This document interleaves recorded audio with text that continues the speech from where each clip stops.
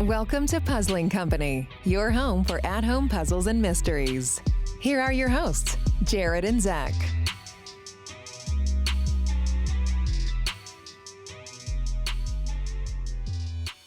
Well, welcome back to Puzzling Company. It is another digital episode, as you can tell. We're very excited to be here at the Deadbolt Mystery Society studio. You know who I am. It's Zach, obviously. But with me, as always, is... It's Jared. Hi, Jared. How are you doing today? I'm good. I have a question for you. Okay. When you hear that music, it makes me want to dance, like the intro music. I do like a slow jam, but then specifically when the beat starts dropping and like the bass kicks in is definitely when I do like... It gets real. Yeah, I get the real jamming going. Do you fashion yourself a good dancer? No. No? I just don't have any fear, so I say yes to that. Like if you catch me at a wedding, like I'm out there on the dance floor. Well, I was going to say your YouTube of you at your own wedding went very popular. So. That is my one claim to fame, but then even that has been stripped from the internet due to music copyright law. So, you know, everyone has their time to shine and mine's over, Zach. Yeah, and every kiss begins with K. Every kiss, and it can only be Jared. Yes. That's true. But we're going to move on to what we're going to be discussing about on this show. This week's episode is actually on YouEscape. Yes. We were able to play game 9 and 10. We've also played in the past. I believe you and I both have at least played the first 3. Yes. Yeah. And then I think I've played 4 and 5, if I'm correct. So host and a wealth of knowledge here on YouEscape. Oh, yeah. Well, stick with us. We're going to get into it.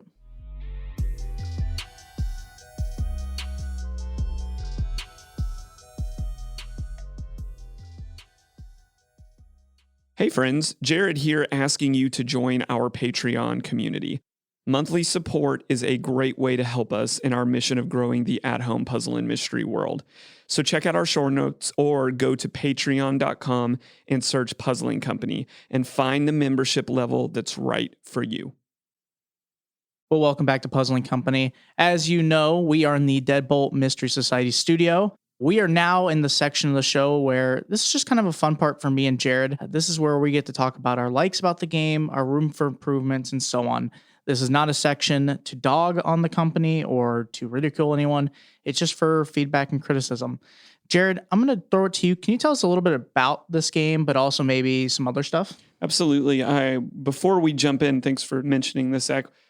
I want to be very open and outright that we have a business relationship with YouEscape. At least I do at the escape rooms. The story of that is during the pandemic, we were looking like a lot of escape rooms to do an online game.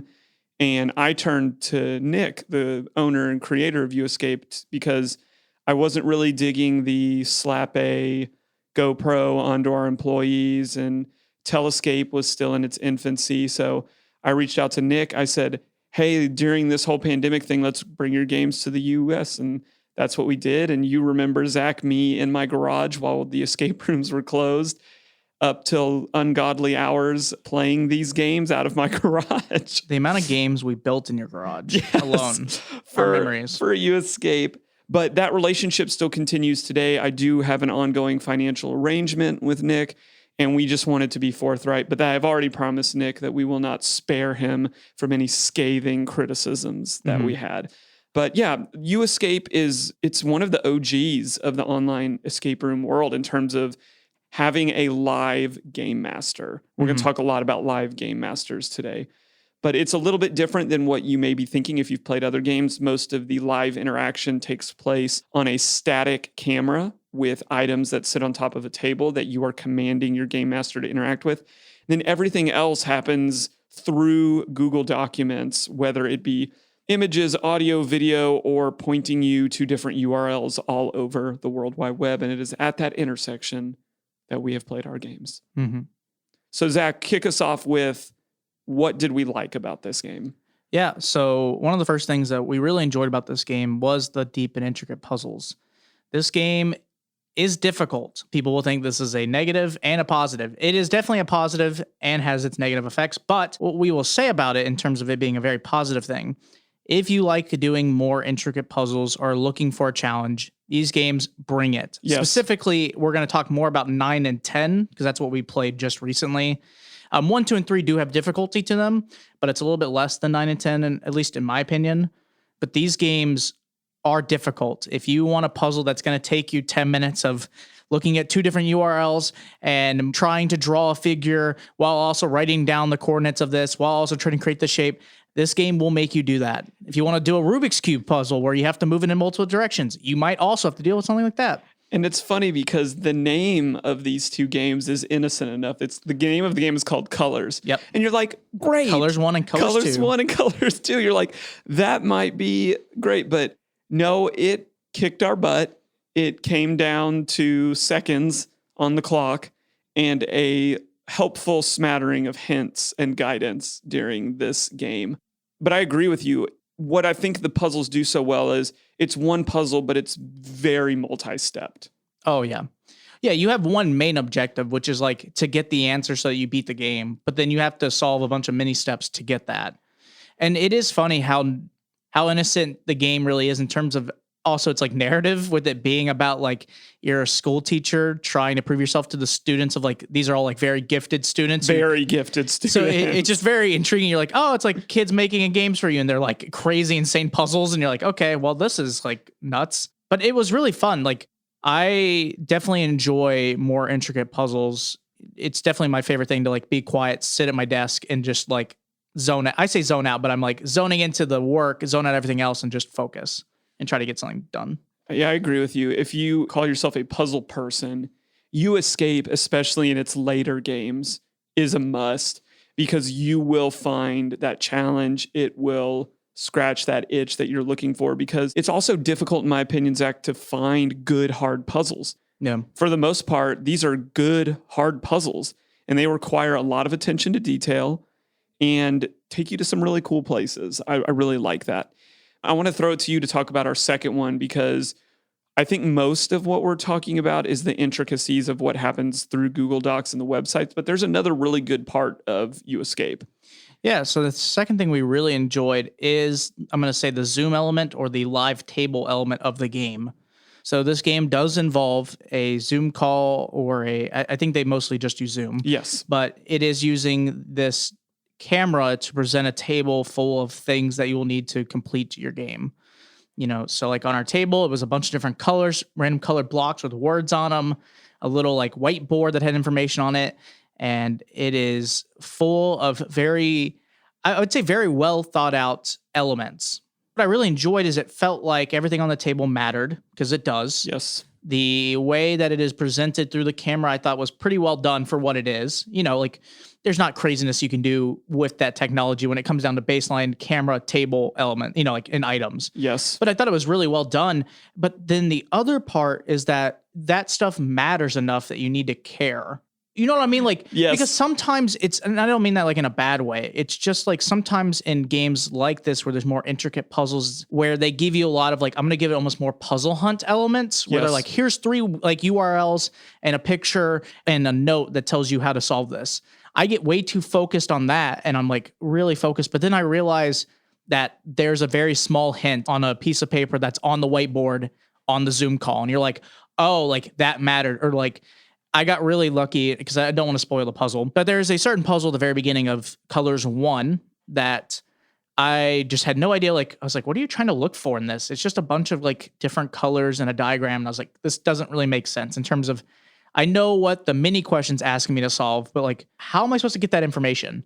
You know, without just guessing. And then I realized there's a very small thing on the board and I was like, oh my gosh. And I noticed it, but I wanted my best to not let Jared know that I like had my aha moment. So I solved it. And then the game master and even Jared alone were like, wait, what? And I was like, yeah, I solved it. I got it. That's always my weakness is I always get so caught up in the non-live screen and that I forget what's on there. And I would say more so in the earlier games I've played, there's actually some really cool interactions that you have to instruct the game master to do. I didn't find that as much in 9 and 10, but in games 1 through 3 especially, there's some really cool things that you have to figure out. Yeah, I think I remember in Magnum Opus, there's like 1 or 2 moments that I thought was really cool. Yes. In terms of the live element factor. So I think they do a good job of balancing that, and I like that a lot. But I will say, if you are going to play this game for first time, don't forget to look at the live screen. Oh, you have because that to. is my biggest kryptonite in every single one of these games, to the point where I'm like, oh, okay, fine, I need a hint. And the game master is always like, well, why don't you take a look at what I've zoomed in on the live screen? I'm like, dang it, I totally forgot about that. Well played. But yeah, I'm on board 100% with what you're saying. But I really think what makes all of this go, and this is our final, what we really enjoyed about this is the game mastering. Yep. It's really interesting. These are not escape games. They're not even fully live avatar games, but they kind of come together at what Zach was saying. They're like part puzzle hunt, part escape room, part online game. Mm-hmm. And to game master such a thing, you have to be so on it, in my opinion, because with the level of intricacy, you have to know, like, okay, what URL are you on? Okay, what are you looking at? Can you share your screen? Like, our game master, Beth, just did such a great job. And again, a shed of transparency here. Beth is also one of our employees at the escape rooms, and we love her as a game master there as well. But I have stepped away from doing these for so long, and she's kind of spearheading that. When she was doing it, it was just like, well, you're really great at this. Yeah, I mean, I completely agree. It wasn't like we were being nice because we know Beth. I mean, I think Beth genuinely did a good job compared to a lot of like game mastering I've seen in some other live action game or live avatar games I've played, right? Absolutely. And I just think there's I think almost 20 games that she has to know. Mm-hmm. Like, that's how many YouEscape games are out there. That's crazy. And just the level of communication and helpfulness and all of that. And that's not just when Beth is, but we played our original games with Nick, the creator, and he is a wonderful game master as well. I think there's just a rich appreciation and a rich teaching in YouEscape that if you're ever wondering what it's like to be a good game master, go play a YouEscape game, and you will fundamentally understand the care and the depth of knowledge and detail of what it takes to do that job very well. Because this is not a very narrative-driven role. The game master plays very little role in narrative in this game. We're going to talk about a little bit of that in Room for Improvement.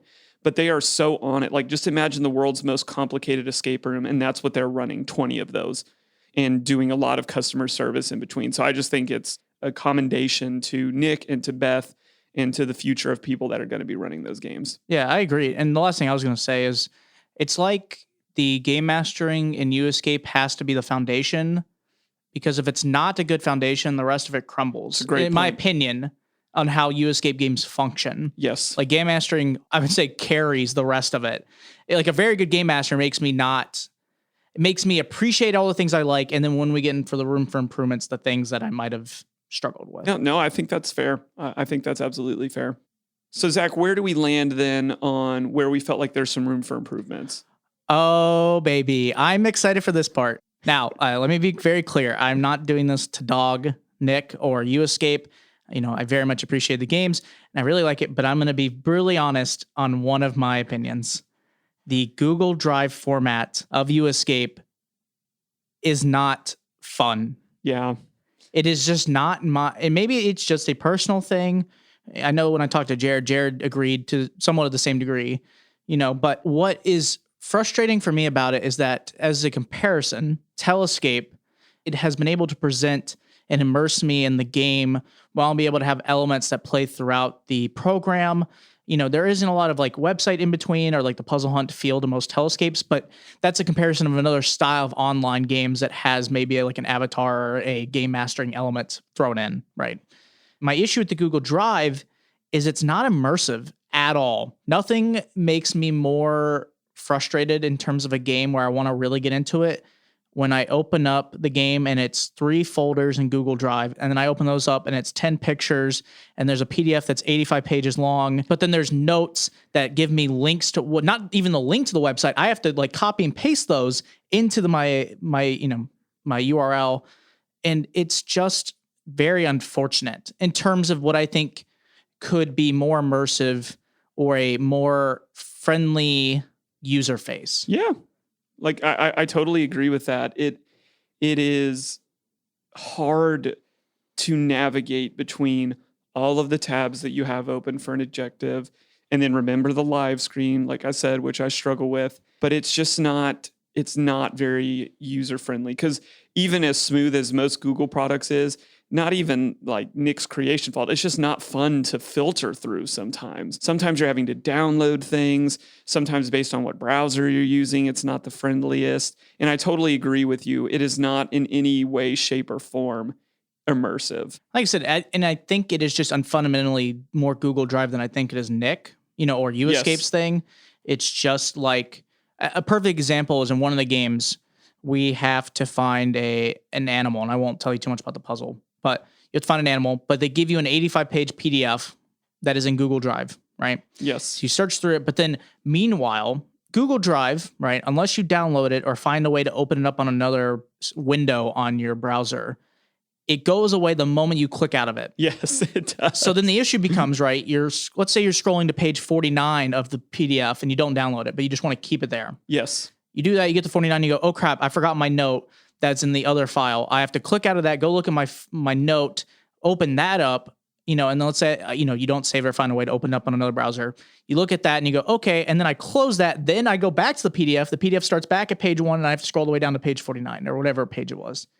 It's just not friendly. It's very unfortunate in terms of I was really enjoying the puzzles, but then it felt like at moments I was like, crap, I know I'm gonna have to go through this document again and scroll down and then go find this. And there's inherent things that I know Nick wants you to, shortcuts help. Like he wants you to know to Control F to find a word. You may not know how to do that. Yeah. And Google complicates all of that. I just wish that there was something a little more streamlined that this could all be put into. And I know that the reason that he doesn't use Telescape is because everything that he does is URL based, and Telescape just does not let you jump from that to pulling up a tab on the internet. Sure. Which is really, really difficult. But it's almost a learning curve of its own. If you're playing these monthly, you'll probably get pretty familiar with using Google Drive and can navigate it. But like I said, I've played the first 5 games, took a 4 to 6 month break from playing a game, and then played this, and I felt lost all over again. Yeah. Because in some folders there's 3 things, in some folders there's 20 things. Agreed. And it can just be a lot to navigate. Yeah. Zach, where do we land on our second room for improvement? Yeah, I would say it's signposting. Now, I'm going to be very upfront. I think signposting in this game is mostly fine. I think it's going to unfortunately go back more to the Google Drive format of it, because the issue becomes is that you have a bunch of mini objectives, right, that you have to solve before you can get your final answer to complete the game. Now, in most of the notes that are in the small folders of each, I'm going to call it mini quest, there are signposting. Yes. But then the issue goes, as we were kind of bringing up what just how the format of the game works, you have to click away from it and go somewhere completely else where it isn't there anymore to help you keep track of the signposting. If it was easier to see the signposting being on the same file as the thing you're kind of working with, that would be awesome, I think, in just my opinion. But there are a few puzzles where there is no signposting. It is kind of more on you to make the connection. Yes. And some of them aren't that bad. We caught a lot of them, but then there were some I was like, how was I supposed to even know that that's the connection? Or literally it's not. It's just a logic thing. It goes, okay, just figure it out. And you're like, what do you mean? What do you mean? And I would say this is more true again of the 9 and 10 game that we played. Oh yeah, 1, 2, and 3. It wasn't really this. There might have been one that I remember specifically, in I think 3. Yeah, but 9 and 10 definitely had, I would say, probably a handful that I could remember of these types of moments. And it's funny to me too, because we could have talked about this a little bit earlier, but you're looking at things on your table that are locked. Yes. Right. And in an escape room, that's kind of how you're judging your progress, at least in, when escape rooms were mostly locks. Yeah. You're sitting here thinking, okay, I've got 6 locks left. In YouEscape, you should be afraid of less locks, because it means that your folders are way more dense, because game 1 of YouEscape has, I believe, 4 locks, and it paces pretty evenly between them. Yep. Colors 1 had 1 lock, and we should have known going into that what that meant for us. And then I think Colors 10 had 1 lock as well, but it was also a different style of lock than I was anticipating. We were not prepared, but I just think that's really funny. But yes, I felt like the signposting And again, signposting can be a way to increase difficulty, but we felt like there was a couple of instances, I think more so in Colors 2, that the signposting, we just needed a little bit more. Yeah. And for me, for number 3 is, this is tough because I know this isn't an emphasis, but one of our mantras at Puzzling Companies is, if you give us it, we're going to talk about it. And that's narrative in these games. The narrative does not really drive anything. It is more theme than story. And the puzzles do follow suit very well in theme, but they kind of fall into that second tier of kind of what we've talked about in the past, where there's bottom level is just puzzles for puzzles' sake. That stage 2 where we're getting better is themed puzzles. And then that kind of upper echelon top of the pyramid world is where the puzzles are driving your narrative, and there's a close marriage between those things. Everything at YouEscape is definitely kind of in that second tier. They are really great puzzles, mind-bending puzzles in some things, which Nick, I think, just kind of trolls the internet finding these websites that nobody else knows about. And I'm super impressed by that. And some of them are just really, really, really cool. But that's kind of where they exist at. And the narrative, you get a little bit of narrative at the beginning. You get a little bit of narrative every time you open up a folder, but it doesn't hold a whole lot of meaning. Is that fair? Yeah, I agree. I mean, it literally is, intro gives you the basic of the story.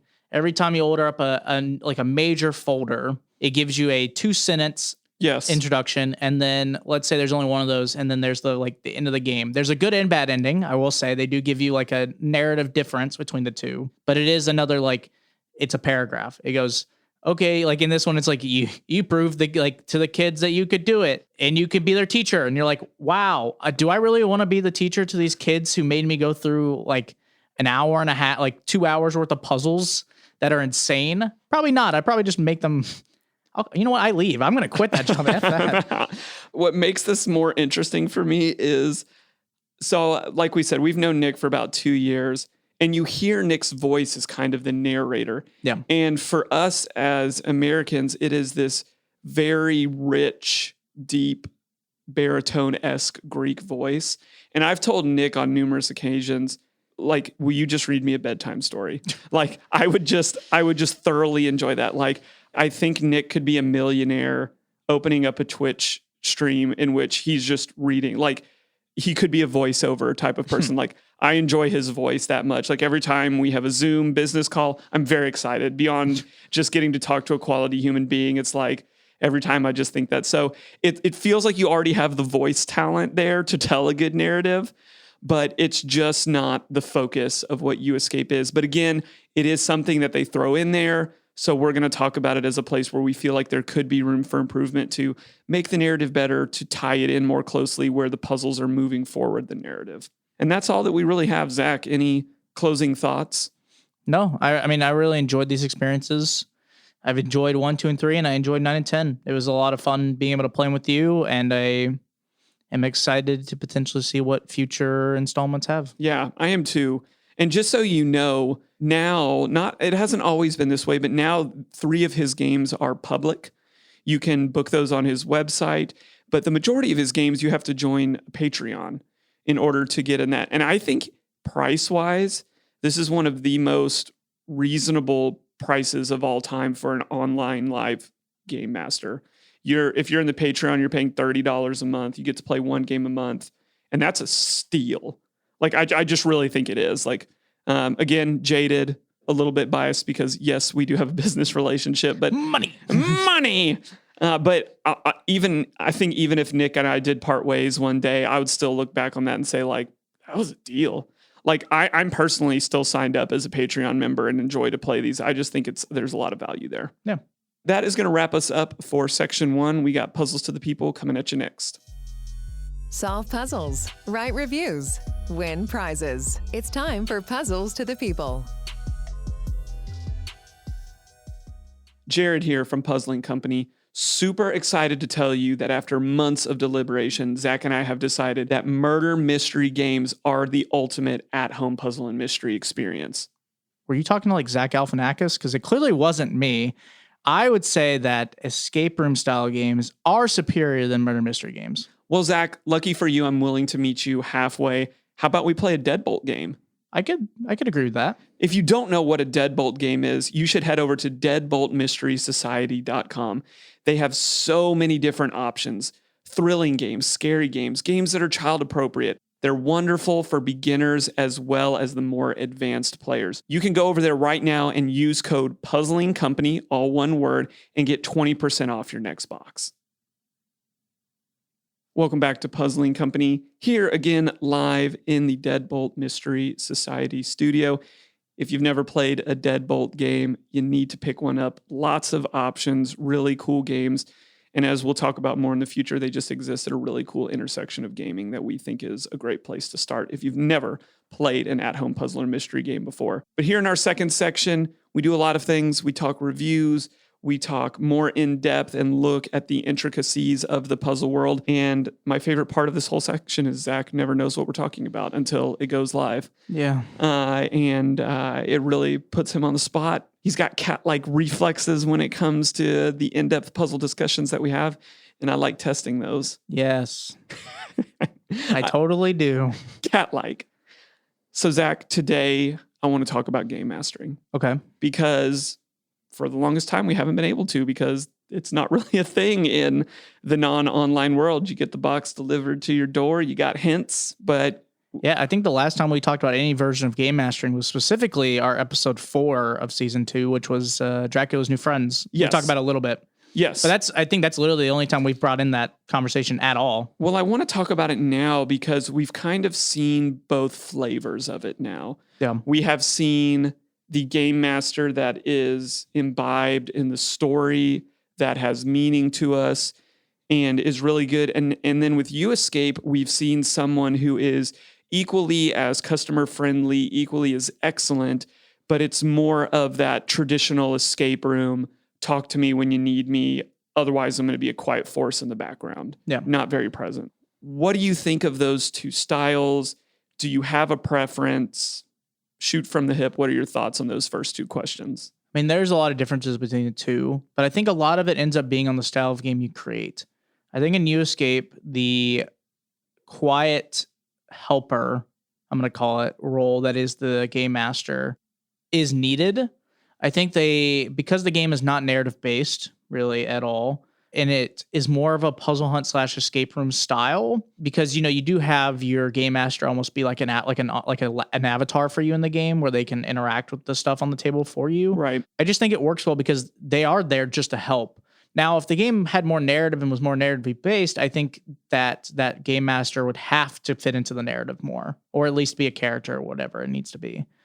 But I think in how it functions right now, where it's less about narrative, but it's like, oh, this is just a puzzle hunty like escape room game, and this is just like a traditional game master. I think it works. Like as an example with Beth, who hosted our game 9 and 10, I think one of the things that I am intrigued the most about that style, as someone who's done game mastering in terms of like escape rooms myself, like it's that fun element that I think you get to have more interaction with the customer in this style game than you do in an escape room, because you get to have more personal talks with them and get to know them and understand their style of the game. While in an escape room, it's like I introduce myself to them at the beginning of the game, they play the game, I see them at the end. That's basically my whole relationship with the customer, other than introducing myself at the beginning. So I think what was really cool is that like Beth, I could tell from like, obviously she knew us, but I could tell from how she played or how she assisted in the game that she really caught on to how we wanted to play the game and our style, and really like adapted to it. Yes. Which is really big because it literally can carry the game. It covers all of the things that we liked about the game. It covers things that we potentially had like things we didn't like about the game. I didn't care about as much because I knew that Beth in the scenario helped us with them, and it was really well done. Now, the opposite being, let's say, one who is narratively based. I know we talked about Jeremy with the Dracula's New Friends is like that character, where they are narratively bridged into it, but they also do help. But they're less involved in terms of the puzzles on their screen. They are more of just a character that is like a game master helping out. I really like that. It makes perfect sense in terms of that game because it is more of a narrative-rich experience in terms of the game revolves around the character that is on the screen turning the Zoom calls. So that matters a lot. While in this game, the Zoom part matters or in YouEscape, the Zoom part matters, but it matters about the table and not the game master. It is the information on the table. It's the things you can move, stuff like that. So they're both different in their own ways and both very good for what they need to do. I think at the end of the day, it just matters on the objective of the game and what they're trying to get you to do. I think if it is more narrative based where characters matter in terms of helping you solve narrative or puzzles, then a Dracula's New Friend style with a game master that is playing roles, interacting with the customer matters a lot. Yes. And then in YouEscape, having someone who is more like a friendly helper, and can adapt to each player's style is needed. I think that's a really good point because if I'm being honest, I think the concept of the live actor in an online situation is just very fresh. Yes. People ran wild with that during kind of the past 2 years of COVID. And unfortunately, a lot of those games have not survived for various reasons. But they're going back to online or right. in person. In person. Games. Yeah. In person live, like where it's acting no matter what you do it. But yeah. I think I just prefer that because of like what we talked about where it does meet. But if you are going the other way, then your customer service has to be through the roof, right? Like it's got to be on point. You've got to know the game inside and out. So I think I still prefer that person that is creatively put in the game. Yeah. But I definitely see the tenets of great game mastering when we played YouEscape. Oh yeah. I mean, they both shine. They shine in both for different reasons at the time, but they both matter a lot. I just think, like you said, I think game mastering just matters a ton when it becomes a live experience because it is all on them. Like the puzzles could be fun, but if my game master wasn't attentive, didn't care about getting to, I wouldn't say they have to get to know me, but like knowing how I want to play and, being able to help with good hints, then the experience starts dropping dramatically. If Beth was our game master and we were playing through it, and she wasn't paying attention at all, and we kept asking a million times for help, and then she didn't know where we're at, that game insta-dies for me. Yeah. In my opinion, just because the game revolves around that person knowing where we are at every time, but then also like knowing, especially also if they didn't know how to like run the game, because it really matters when it comes to the table element. Kudos to both those styles of games, especially if you can have really good game masters run those. I think that's really great points. Now I want to talk to you because you've been a game master for 6 consecutive years now. Yeah. You and probably our other longtime 6-year game runner, Abby, our manager, you guys are probably some of, I'd say in the top 10 to 15% experienced game masters based on like your resume. So I'm interested to pick your brain a little bit. If you would give me your top 2, like these are the things that experienced game masters do that non-experienced game masters are not doing. And then what are the 2 things that you've learned over the years? Like you just absolutely cannot do these 2 things. I definitely think that I am not the greatest game master in the world. I'll make that very clear. But I do very much enjoy game mastering. It is a fun thing for me to get to watch groups struggle, but also being the like angel on their shoulder, helping guide them through the experience and have a great time. It's just a very fun experience. Now, what I will say, I think one of the first things that you have to be able to do is adapt. Games, as much as we create, like at Murphysville Escape Rooms, we have how the game's supposed to function, how things are going to go, how the group you think should play the game. If they're new, not played a long time, you have like a set schedule in your head of like, this is how the game's going to function. Things go wrong. Groups don't play the way you think they're going to. I think adapting is just the number one priority for anyone or improv. It is insane the amount of times I've had to fix things that go wrong, how many times that the group I have does something differently than I expect, especially early on, being able to adapt to like play around them, or how the group's like attitude is. That's one of the first things I really always do when I have a group is when I meet them in the lobby, because sometimes I'm like the manager and I'll get them settled in and then I'll run the room, is I'll talk to them, see what their attitude's like, their vibe, as some would say, and get to know them. And I'll be like, okay, I can tell this is a group that has played before, has a good attitude about it. I can see how they're going to probably play. I know how talkative they are, and I'm going to adapt around them to make sure that I can give them the best experience that I can within the normal rules of how we game master Murphysville Escape Rooms, right? Because it's not like I'm a character actor where I get to talk to him a lot throughout the game, except for one of our games, we do have an element where I get to personally talk to them as like the hint system. But in the other games, it is just presenting on like a TV screen using our program. So being able to adapt is huge. I think the second thing that you will need to have for good game mastering is customer service. It has to be the number one. I almost would say it's number one more than adaptability. You just have to be able to interact with people. It's so important to be able to introduce yourself well, be able to make the customers feel like they're about to enjoy an amazing experience, have the, I'm going to say voice actory style of knowing how to present the game, how to talk to them, how to go throughout the experience and make it feel more immersive in the ways I deal with things.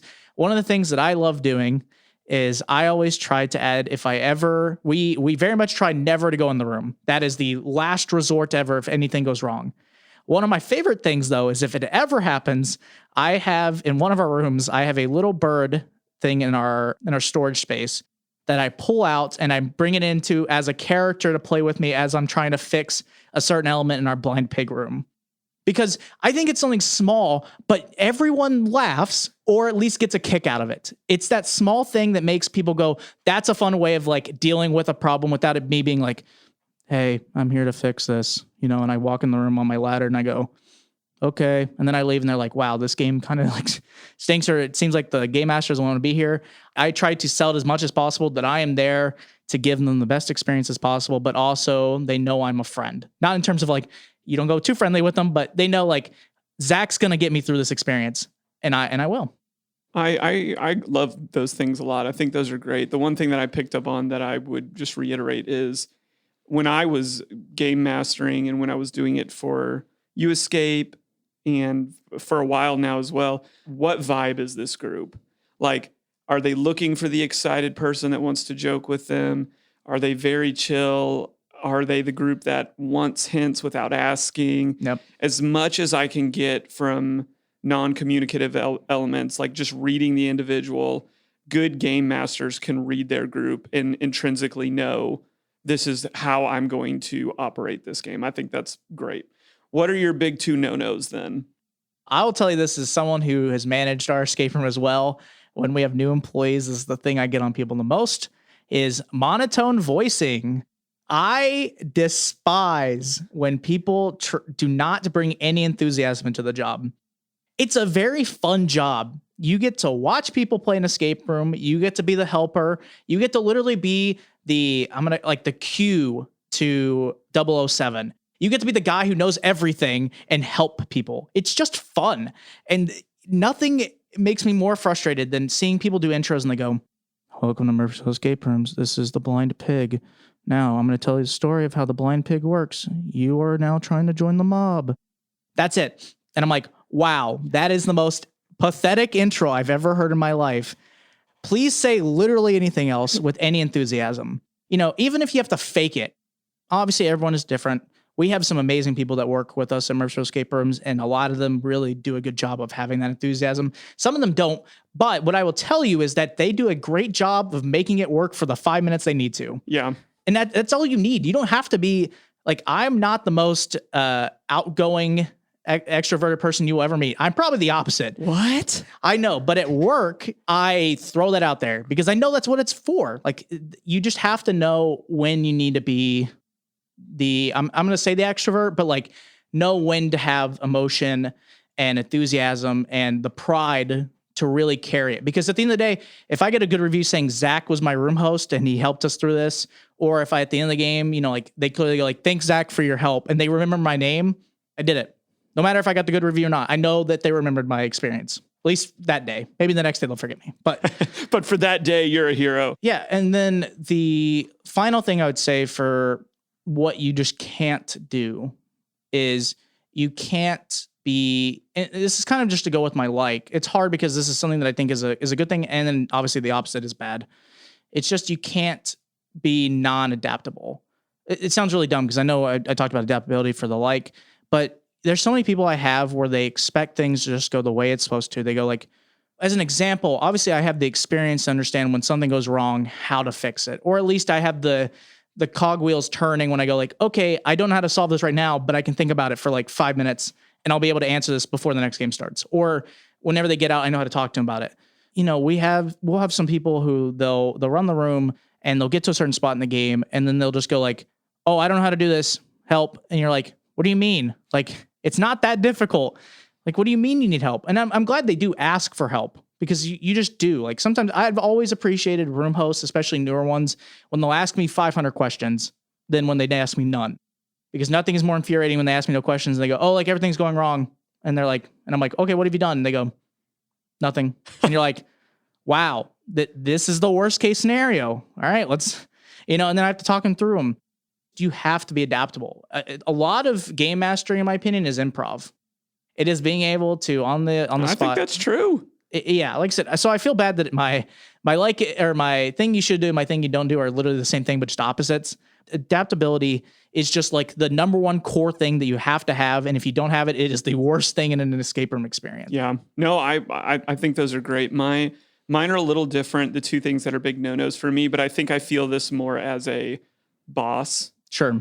And one of them is the delayed responses on hints. Oh boy, that's a discussion for that is just beyond, like, we all have the horror stories that we could tell from live games, like in-person games or things with the game master that just very clearly was paying attention to something else, whether that's you're Instagramming or there was a fire to put out or whatever. That irritates me. But I think what irritates me more is when something goes wrong and the employee puts the blame on the room and throws the company and the room under the bus. Like, when I hear, oh yeah, that breaks all the time, this really isn't that great of a room, I just get so fired up. Oh my goodness. Wow. It makes me so, just own it. Just own it. Like, you're the one running this room. Like you said, be adaptable, make something up, make them laugh, but you just don't want to look bad. Wow. You just gave me like PTSD to the highest degree with that. That I'm so glad that recently we have, I'm going to be honest with our immersive escape room experiences. I'm very happy that we have had less of that. We had a little bit of time where we had some of those complaints, and clearly the employees we had that were doing them. But man, that's hearing employees, especially like if I was when I am managing or if I'm there at the store and I hear just someone go like, yeah, like that room just kind of stinks. I'm like, I want to punch the wall by them. And then my favorite part is that when I get to go, hey, insert name, hey, can you come to the back with me real quick? And then I get to go, hey man, I heard what you said. And you know that if I'm talking to you, this is not going to be fun. So then I have to discuss with them not to talking crap about a room when it's their fault. There is, even if it isn't their fault, like you don't throw the game and the company that you work at under the bus. Because nothing's worse than seeing a review and they're like, yeah, even the room host blamed the. And I was like, boy, who was it? It is just the worst. Because now I know that you care more about yourself. Oh, agreed. Than you do about the job. Like, there's just a number of different factors. And again, I'm very jaded to that as someone who owns it. And there is some truth in there. I'm not denying that if the game breaks a lot, it needs to be fixed. Oh, agreed. And that falls to whoever's in charge of that. But I have one last avenue I want to go with this, and then I want to get us to meeting Nick because he's really, really great. But this came off of a recent experience that I had, and all I was thinking is, I wish I had a game master. So in our very first digital episode at the beginning of the year, we talked about what we thought the advantages and disadvantages of all of those were. Yeah. One thing that I did not see coming is when I was playing a video game, how much I missed the game master. So I told you this the other day. I've been playing Link's Awakening, the reboot on Switch. It's awesome, but I got into a dungeon scenario and I could not for the life of me figure out what I was supposed to do. And all that was going through my head that entire time was like, hint. And there is a small mechanism in that game, but it doesn't keep enough progress of you to accurately tell you what to do. So then I'm enjoying this wonderfully immersive game, and what do I have to do? Google Link's Awakening Dungeon number 2 missing silver key. what do I do, waste my time, read a guide, figure out what I was supposed to do, not be happy with really what I was supposed to do, if I'm being honest, and then move on. And it dawned on me, like, why did I not think about this when we first started talking? Like, this is what video games are lacking, is live feedback in difficult moments. You're stuck. Think about Final Fantasy. I know you play Final Fantasy, World of Warcraft, all of our favorite games. You have no other option in a video game but to go to a game guide if you can't move forward. Yeah, you just go on YouTube and look up something. But think about when we were younger. Oh yeah, like I remember buying the game guides. Yeah, you had things. On so many things. If you wanted to, like, in some cases beat the game, or in some place max out the game, 100% a game, you had to buy the game guide. I remember buying. It's so irritating. I remember those times. They were good. And some, this is not true of all video games. A lot of video games out there, they have like I'm thinking Mario Odyssey. Yep. There's a system built into that to tell you and give you great nudges to exactly what you're missing. Yeah. I have not found that to be the case in Link's Awakening so far. I can tell. But man, I'm just like, what an asset you have when you have somebody in live time that in seconds can point you in the right direction. And again, a lot of these games are timed, so you're kind of required to that, whereas video games are not. I get that. But I was just so distraught that I didn't have a game master. Like, Navi, where you at? Like, throw me a hint. But I was just processing that, and I really liked that because it's enriching all of these conversations that we're getting to have. Yep. Just don't get us started on another game master rant. I feel like there's a lot of you listeners out there that could join us. And I will say this, if you're listening out there, send us an email with your worst game mastering story. I want to hear that. That would actually be hilarious.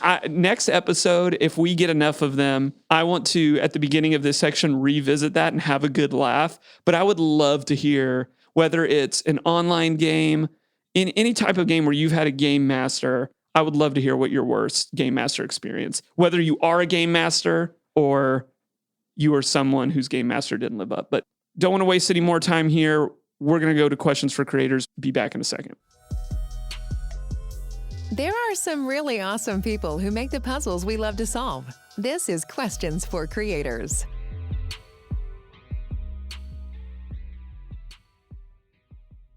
Jared here again, asking you to keep your eyes peeled this month for your chance to join our email list. Signing up will grant you access to our Puzzles Almanac, which will be emailed to you quarterly.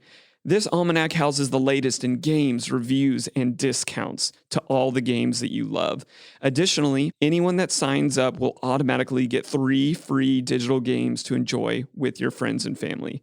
Keep those eyes peeled, Puzzling Company. Well, welcome back to Puzzling Company. We are now in the final section of the show that is Questions for Creators. As a reminder, we are in the Deadbolt Mystery Society studio today. If you've not played a Deadbolt Mystery Society game, you definitely should. Now, in this part of the episode, what we like to do is we get to ask amazing questions for amazing creators. And the person that we've talked about a lot on the show is the person we'll be getting to talk to today. He runs all the roles. He is creator, game master, puzzle guardian extraordinaire. Oh, wow. That's a title. That's a title. I wish I had that title. That's a cool title. We've just learned you're like 6-year game master elite. Like, it's another level. Oh, yeah, I'm up there. You're up there. And then, like, puzzle. Like, we should develop a caste system. That seems healthy. It'd be interesting. That seems healthy. I need a high rank. Yeah, high rank. Oh, man. But yes, so we don't want to say too much about this person. We've already said their name enough, but let's get to meet this lovely person. So tell us your name, a little bit about your company, and its origin story. My name is Nick Vanikiotis. Thank you very much for having me here, Jared and Zach. Well, the origin story of YouEscape.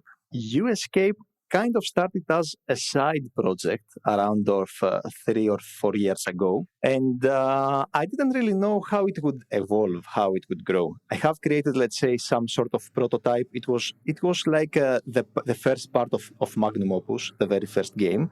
And I've tried to go and play this with friends, see their reactions, see their inputs.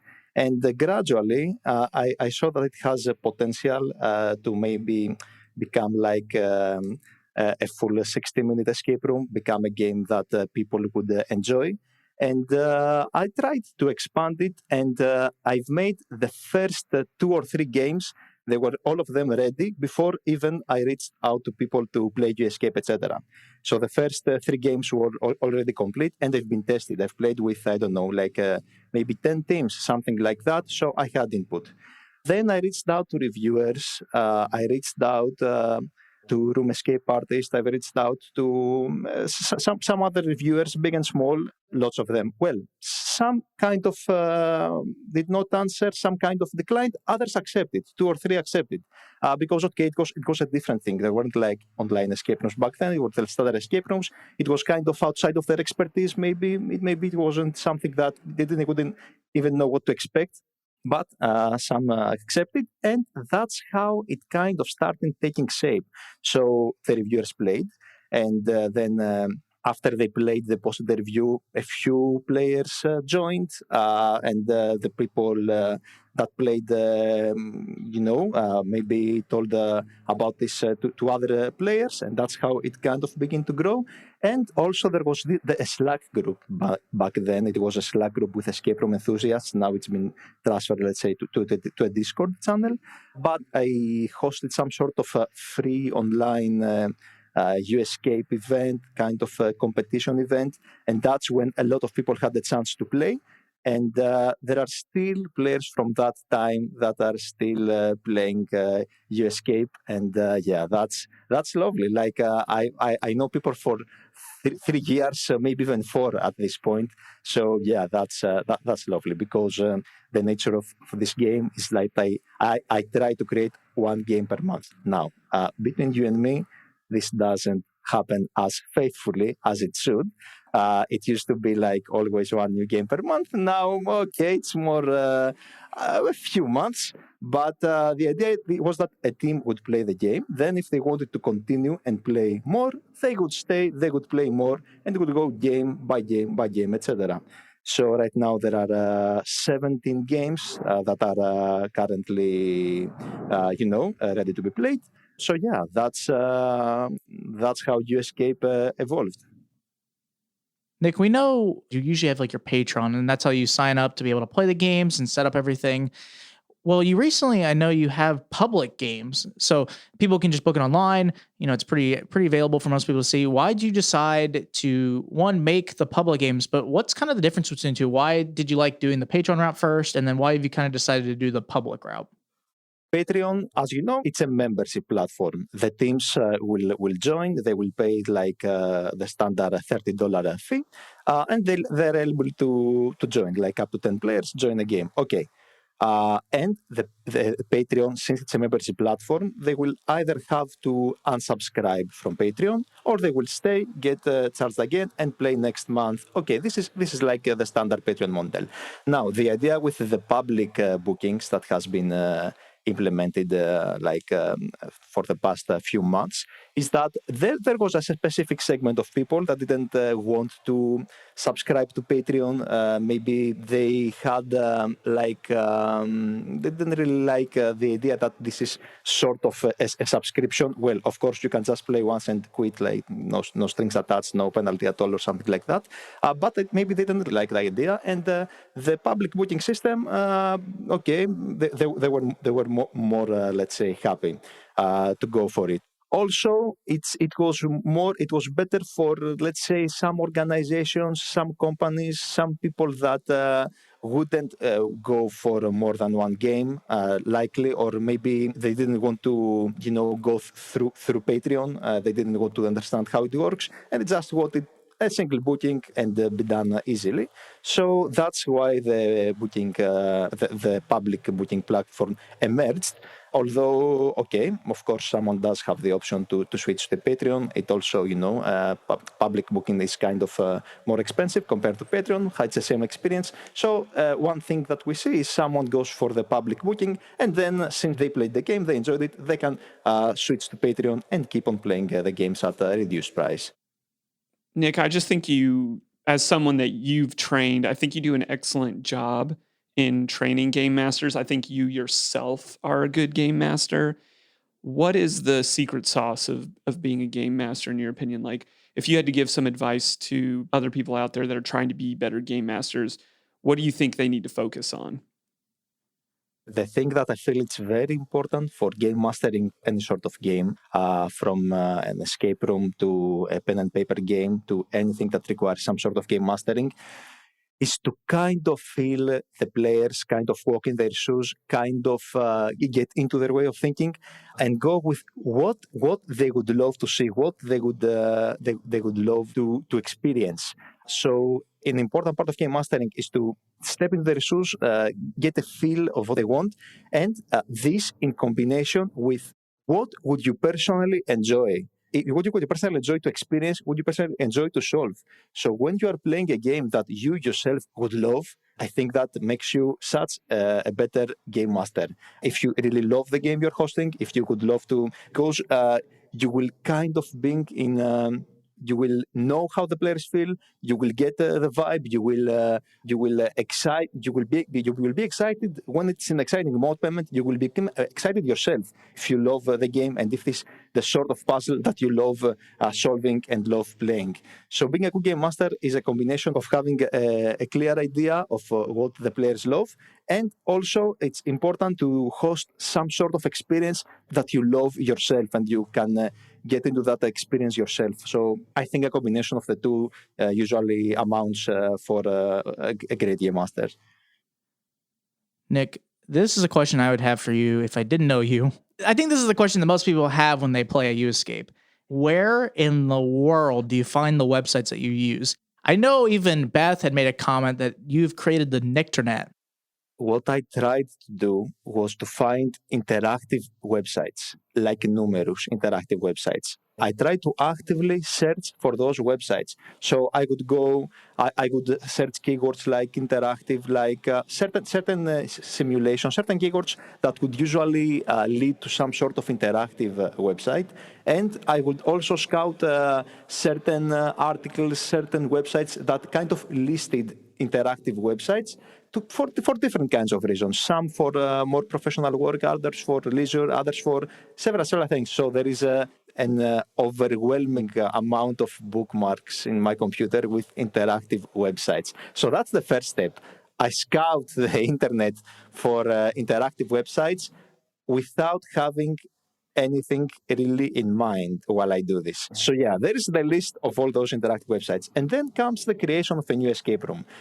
During that process, I go through the list of interactive websites and I think which one of those could be used for the game and or thematically which kind of fits for the game. So I kind of have some sort of sorted those, not too much, but they're kind of sorted maybe. And when there is the puzzle creation, let's say, aspect going on, I go through all those bookmarks and I try to find something that fits. That's one thing. The other thing is that when there is already a certain concept in mind and I Google things, I search for things around this concept, and again searching for interactive websites that could somehow be related to that thing. So it's a lot of I'm using my time to search for websites that could potentially be used, and yeah, there are lots of websites. And I believe that a lot of people are having, if they have some sort of Google Analytics, there should be suddenly 4 or 5 random players, maybe from different countries, all together in their website, which up until this point had like 0 visitors. Or it was another thing. Sometimes the website go down, and either I use archive to, hopefully they have some sort of backup, or I will email the developers. That has happened sometimes. And I will email the developers, and when they get an email from someone that wishes to bring their website back, and in their mind their website was totally unused, they're really happy. They do everything they can to restore it back to life like immediately. And yeah, that's very interesting. Okay, this is a question a little bit out of insecurity, maybe even potentially a humble brag on how you answer this. But when I first started doing escape rooms, I trained myself to be a game master and run it as a business owner. But then when the pandemic hit and I started working for you, you trained me to be a game master. And I guess my question is, would you say that I was a good game master? You were absolutely were a great game master, and not only that, I actually draw also inspiration from you. There were some things that I really enjoyed the way you did them, and I assimilated some of those my own. So yeah, 10 out of 10. Nick, I'm not sure if you're just trying to be nice to Jared because you guys have been business partners, but I could debate that a little bit. Nick, the question I actually have for you is there have been, I know you've said, I think 17 games you have for YouEscape, and there's tons of them. I know I've only been able to play like 5 of them, but can you kind of tell us how many games are currently in existence, kind of some of the themes about them, like if you're trying to sell them, but then also, can you tell us what's in the future for YouEscape? I have to say that YouEscape, the theme aspect and the story aspect, usually has, let's say, second priority. Definitely, the first priority is the puzzle solving aspect. So, for people who want the more immersive story aspect for their entertainment, yeah, YouEscape doesn't really. It's more for definitely more for the puzzle aspect and the puzzle solving. So, it's very common to have some sort of concept and some story progressing, but then a website that's totally out of the scenario will emerge there, that it cannot for any reason be connected to the story. But okay, that's just normal everyday YouEscape things. Okay, now the concept. There are a few games. Let me actually open the list and to make sure I won't miss anything. There are some games that are more thematically coherent compared to others. Let's see. The third YouEscape, electromagnetic fields. You are in the submarine, and there are some sort of interactions there, both with the physical props and with the websites. That I feel, they make an interesting theme. Most of the themes, I think, yeah, there are lots of unusual themes because since YouEscape, it's not really focused on the theme. I can go. We can go with like kind of semi-random things and make it work. Because if we want to, go hard on themes and make them work right, it wouldn't go because there are kind of random themes. But okay, YouEscape 3 electromagnetic fields. Yeah, there is. The theme, it works for this one. YouEscape 13, a twist of time. That's also very interesting thematically because most of the websites have something to do either with time travel or some sort. There is a combination of time travel and art and paintings and stuff like that. And almost all of those websites revolve around time, maybe, or maybe art. There are some puzzles that are kind of not related, but yeah, I think 3 and 13, maybe those, as far as the theme and the story goes, I think they work better. And as for the future, well, now the next game, it will be a murder mystery. The idea is that every 6 games, a new murder mystery will be made. So game 6 was a murder mystery. Game 12 was a murder mystery. Different mechanics. Game 6 was more interactive. You have a non-player character, let's say, in the story that you interacted with and you made questions and they would answer you. Game 12 was more of a Cluedo-esque approach. And game 18 will again be a murder mystery, again with some sort of unique mechanic. So the next thing YouEscape is currently working on is a murder mystery. And I have to say that the murder mystery games are by far the games that require the most time to be created and beta tested. Yeah, I think they are very tricky. But yeah, murder mystery it is. The last question we ask everybody, just because we think it's so important for creators to talk positively about other creators. What else have you been playing lately? I know you've been where you are in Athens pretty locked down pretty tightly for the last little bit. So, video games, board games, other online or at home puzzle and mystery games, what would you recommend to our listeners? Well, lately I've been playing a lot of board games. So the board game I've played the most and really enjoyed, it's called Code Names. It's okay. I can see that your facial expression says that you've played it or love it, etc. So yeah, I definitely recommend anyone to with a group of ideally I think 6 players, maybe even 8. Try this game out. It's very entertaining and it's great. What I really appreciate about this game is that all kind of people enjoy it, regardless of of what they usually do for enjoyment, regardless of what games or what.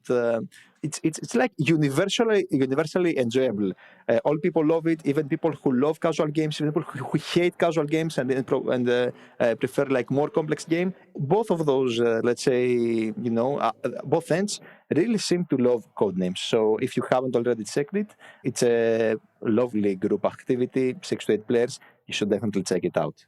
Thank you very much for this lovely opportunity to talk to you and answer your questions. YouEscape will continue to make new games. So everyone who feels that they want to be challenged as far as puzzle solving goes, feel more than welcome to come and try YouEscape. Nick, thanks so much for coming on the show. Thank you. As a colleague, as a business partner, as a friend, I just really value you. And I'm hoping that I can con you into coming to Recon in August in real life. If you want to play YouEscape, which you absolutely should give it a try, especially like Zach said, if you're looking for a challenge, if you're a puzzly person, if narrative isn't the sauce for you, give it a try. You can do that by going to YouEscape.org. You can actually also book those through our website, murfreesboroescaperooms.com. Go to the online games. You can book it there as well. Does not matter where you go to do that. But absolutely check them out. If you have been a past patron or player of YouEscape, if you can find a way to leave them some feedback, an email, a review, something like that, that would be super helpful. Because, Zach, I know the same thing is helpful for us. That's a great transition. I completely agree. There are many different ways you can actually help us out. One is giving us feedback. You can go to wherever you listen to this podcast and leave us a review. Leave us a 5-star review.